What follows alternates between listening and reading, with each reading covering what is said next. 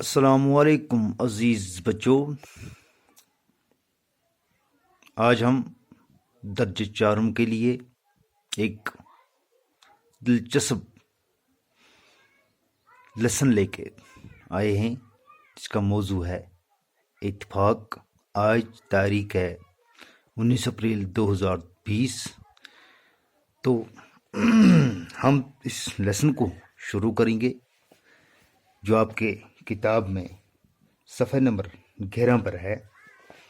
تو اس لیسن کو شروع کرنے سے پہلے لیسن کی شروعات میں کچھ مشکل الفاظ لیسن کی شروع میں اوپر دیے ہوئے ہیں جن کو الگ کوڈنگ کی ہوئی ہے۔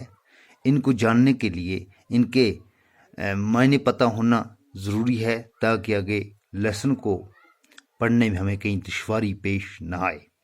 تو آج ہم پہلے الفاظ کے معنی ڈھونڈنے کی تلاش کرتے ہیں، تو پھر انشاءاللہ اپنا سبق شروع کرتے ہیں۔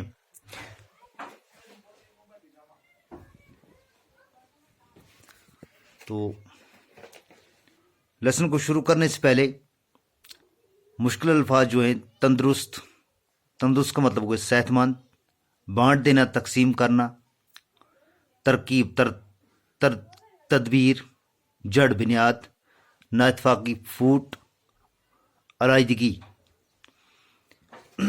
تو یہ ایک ایسے شخص پر ایک کہانی لکھی گئی ہے جس کے 7 بیٹے ہیں۔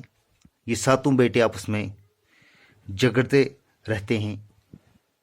تو باپ ان کو لاکھ سمجھانے کی کوشش کرتا ہے مگر ان میں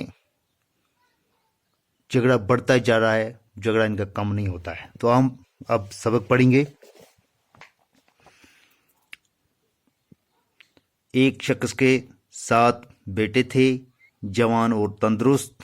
یہ 7 بھائی آپس میں لڑتے رہتے تھے۔ چھوٹے بھائی بڑے بھائی کی کوئی بات نہیں مانتے تھے اور بڑا بھائی بھی چھوٹے بھائیوں کو ہمیشہ ڈانٹتا رہتا تھا۔ باپ ان کی اس لڑائی اور ڈانٹ ڈپٹ سے پریشان تھا۔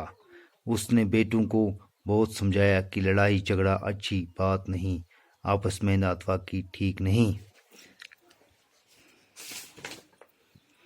مگر وہ نہ سمجھی۔ کہا جاتا ہے، اس لیسن میں لکھا ہے کہ ایک شخص کے 7 بیٹے تھے۔ ایک شخص 7 بیٹوں کا باپ تھا جس کے بیٹے جو جوان اور تندرست تھے۔ یہ 7 بھائی آپس میں لڑتے رہتے تھے۔ چھوٹے بھائی بڑے بھائی کی کوئی بات نہیں مانتا تھا اور بڑا بھائی بھی چھوٹے بھائی کو ہمیشہ ڈانٹتا رہتا تھا۔ یعنی کہ چھوٹا بھائی بڑے بھائیوں کی مانتا نہیں تھا اور بڑا بھائی چھوٹے بھائیوں کی ڈانٹ ڈپٹ یعنی کہ دلائی کرتا رہتا تھا۔ تو باپ نے ان کی لڑائی ڈانٹ ڈپٹ کو دیکھ کر بہت پریشان تھا۔ اس نے بیٹوں کو سمجھانے کی کوشش کی مگر ان میں نااتفاقی بڑھتی گئی۔